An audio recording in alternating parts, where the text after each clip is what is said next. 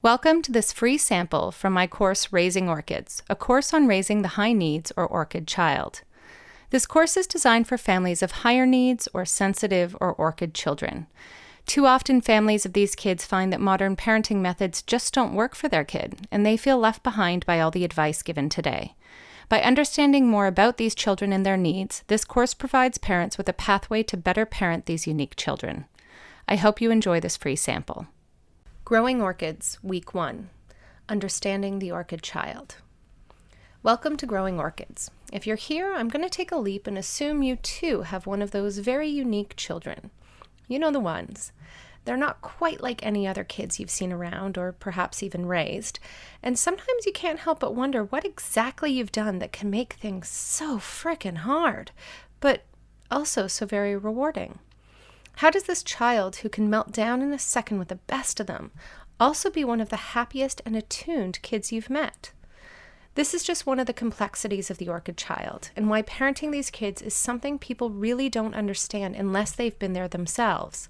Why all the advice people give you not only doesn't work, but you almost know it won't work right off the bat. Cry it out? I just know in my heart that my child not only wouldn't sleep better, but probably would never stop crying either. Punishment? I've tried, and it just seems to devastate my child in a way that I'm not comfortable with. The quick daycare drop-off? They say my child will just adjust, but it's been months and we're still at the crying stage, and my child clings to me like their life depends on it, unless I'm there for a while before leaving. These are just some of the normal things that parents of orchids experience, and for many, they turn to the same question. What did I do? Nothing. Well, perhaps not truly nothing, but nothing wrong at least, and we'll get to this issue later this lesson. Now this brings me to what the purpose of this first lesson is, and that is information. So many people who have an orchid child really don't quite understand what this means for the child or for them as parents. I think it's imperative that families truly understand what makes an orchid child, why they even exist in our society, what their strengths and weaknesses are, what kinds of parenting they generally need, specifics are for later lessons, and also what it means for those of us who may be adult orchids or married to one. In fact, for each lesson I will do my best to link the information provided to adults because, as we'll get to, there is a genetic component to being an orchid, and so many of us find that these traits that may be baffling to us and our kids are quite similar to ones we ourselves had or that we see in our partner. I hope you'll also forgive me for the use of stories from my own experience, but I have found over the years that examples can sometimes be far more powerful than any long-winded explanation of things. Given I'm raising an orchid par excellence, my example file is quite full, and hopefully my failures can serve as a basis for your successes. Section 1. Defining the orchid, and where did they come from? As someone who has no green thumb whatsoever, I have to admit that the first time I heard this term I was a little confused. I knew orchids were beautiful, but that was about it. As I learned through studying the research on orchid children, however, I learned that orchids themselves are incredibly difficult to grow. For most people, they're just unable to get that orchid to bloom as it was made to. The key to growing orchids is apparently in the environment.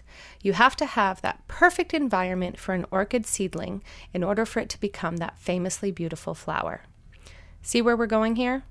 Orchid children are like orchids in this way. They are highly susceptible to their environment, and what kind of environment they grow in will dictate how well or poorly they turn out. This ability to go one of two ways depending on the environment they grow in is referred to as differential susceptibility.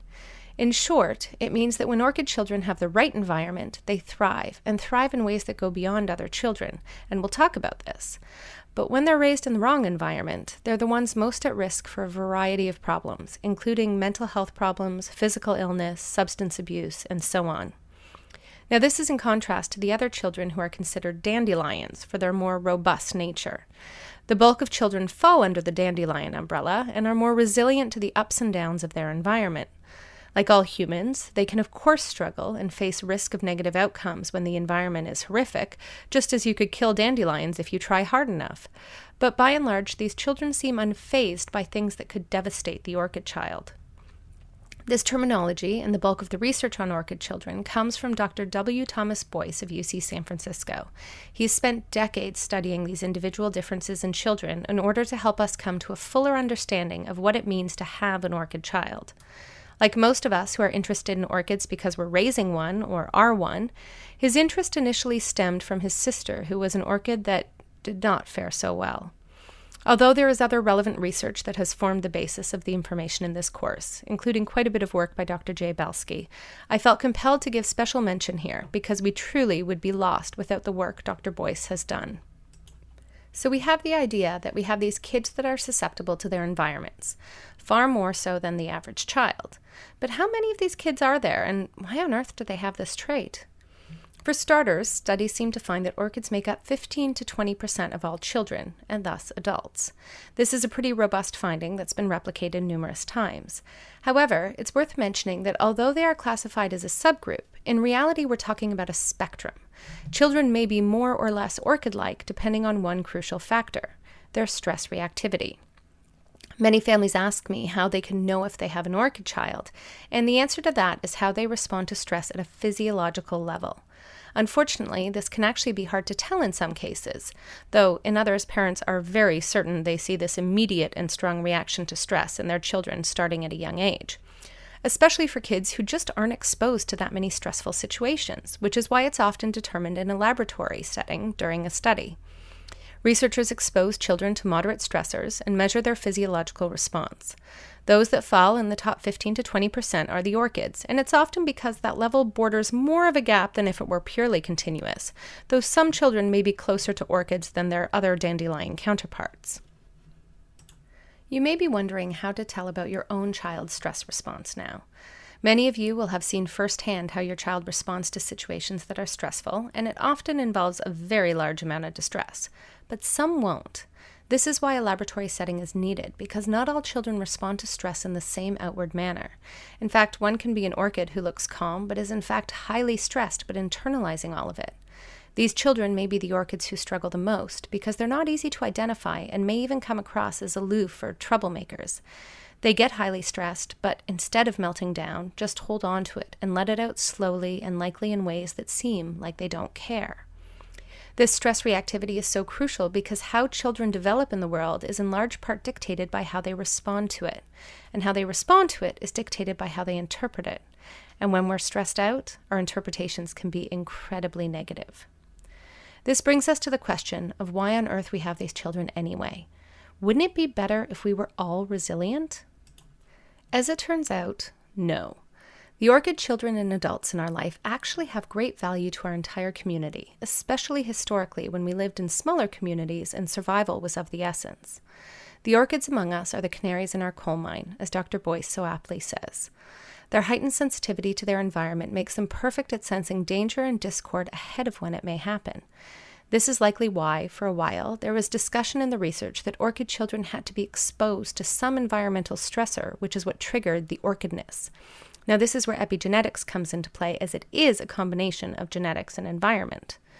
Needless to say, the parent of any orchid would be panicked over this, because the idea that you may have created an environment that was traumatic in some way is pretty horrifying to think of. Trust me, I know. Now, the thing is, that environment could have been prenatally in which you faced stress during pregnancy. It could have been prematurity in the trip to the NICU. It could have been exposure to a natural disaster. So there are lots of things that are out of parents' control. But as is typical in research, it isn't so simple.